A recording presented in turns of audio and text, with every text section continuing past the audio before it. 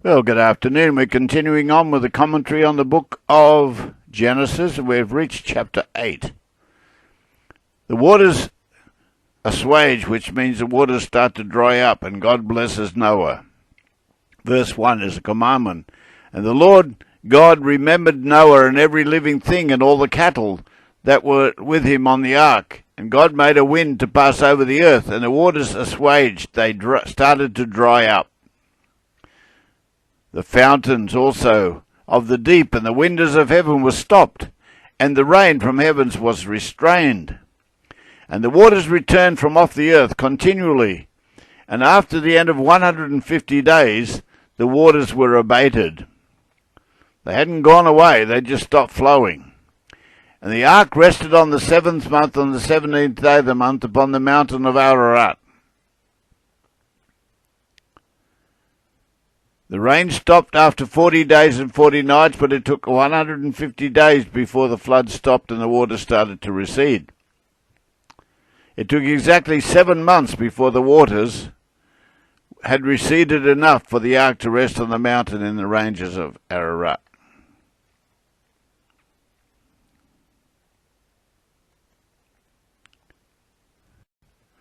In this first picture, you can see the outline of the ark, which has been found on a mountain in the southern part of Ararat in Turkey, and the second picture shows you the contour after they did a sonar test of the surroundings, and the red line shows you the actual contour of the hull of the ark itself.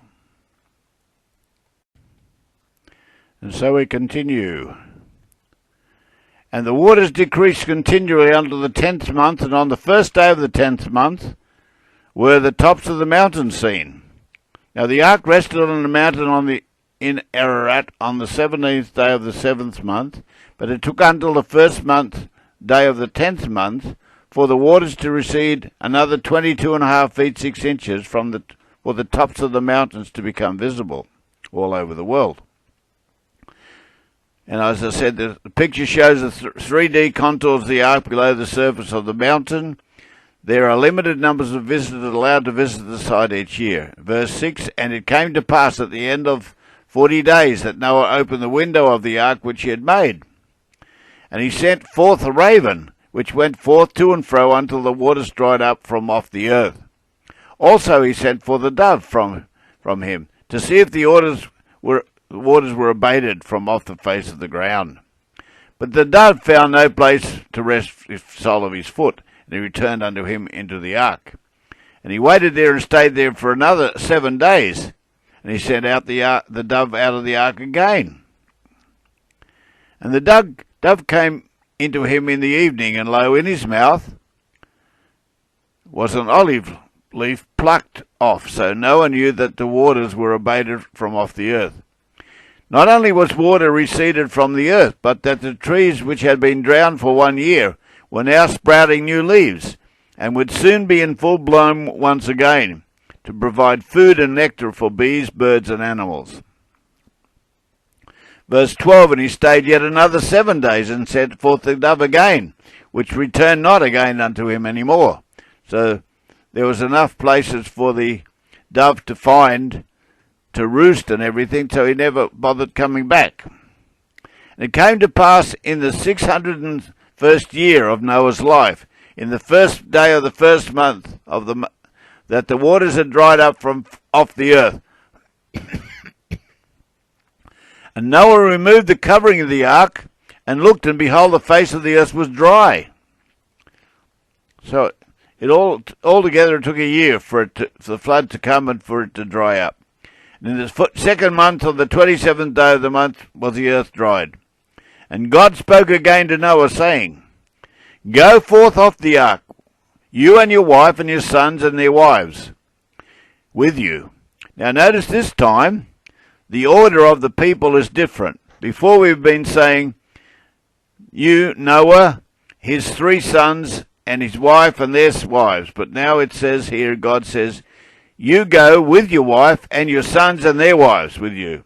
Bring forth with you every living thing that is with you, all flesh, both of fowl and of cattle, and of every creeping thing that creeps upon the earth, that they may breed abundantly in the earth and be fruitful and multiply upon the earth.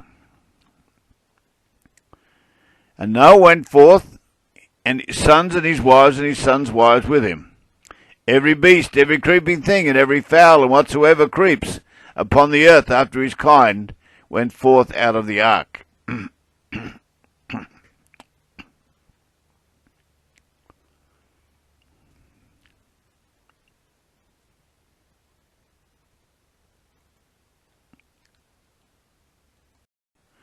And so the picture shows the animals leaving the ark and God's rainbow in the sky to promise that he would never again drown the world in a flood. And the second picture shows Noah and the family at the altar which he had built, made up of stones, unchopped stones, to give glory and honour to God for salvation of mankind. Now, God commanded Noah and built an altar and took every clean beast and every clean fowl and offered burnt offerings upon the altar. Now, I've seen that Noah was told to bring 7 pairs of clean beasts into the ark, but there was no distinction between clean and unclean birds of the air. But now we see that Noah uses clean birds to be offered on the altar. One must therefore assume that during the 12 months on the ark, the instructions about clean fowls and unclean fowls were made clear by God to Noah. And the Lord smelled a sweet savour, and the Lord said in his heart, I will not again curse the ground any more for my man's sake, for the imaginations of man's heart is evil from his youth. Neither will I again smite any more everything as I have done. While the earth remains, seed time and harvest, and cold and heat, and day and night shall not cease.